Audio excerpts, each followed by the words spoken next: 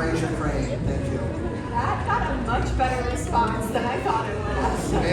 Man, just aged our audience this morning. Why don't you go ahead and call this bird down? Oh, wait. Okay, so normally I'm the one who calls Fraser down the stage and feeds him, but Corey has been practicing like behind the scenes all week. I think you should try calling him down. Wait, no, we're not ready for that. Like, No, it's been going really well. Okay. And this audience has been so supportive. Do y'all want to see Corey feed the crane? Yeah! Okay, just try it out, okay?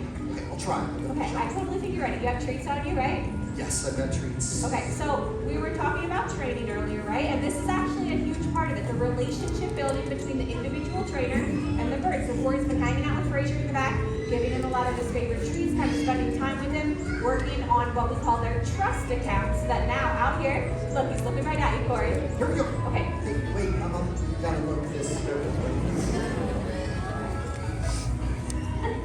Corey's not even looking in your direction a little bit. And actually, I was really hoping you would try this today because I got you something. It's going to help you with your Fraser. I think you're going to help you rock. Check it out. Yeah, it's going to help you take a connection. Scratch this with your name from your crest of golden feathers on your head.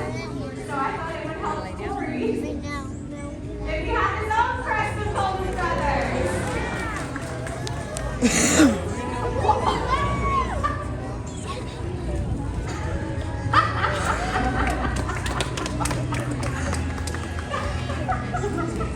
Was that really the hat? No, the hat was for all of us. That was amazing. I mean, look at that. Okay, no, you have been spending a lot of time with this bird, though, Corey, and I think it just finally paid off. Look at that. You did a great job. There you go. Fraser Crane, everyone. That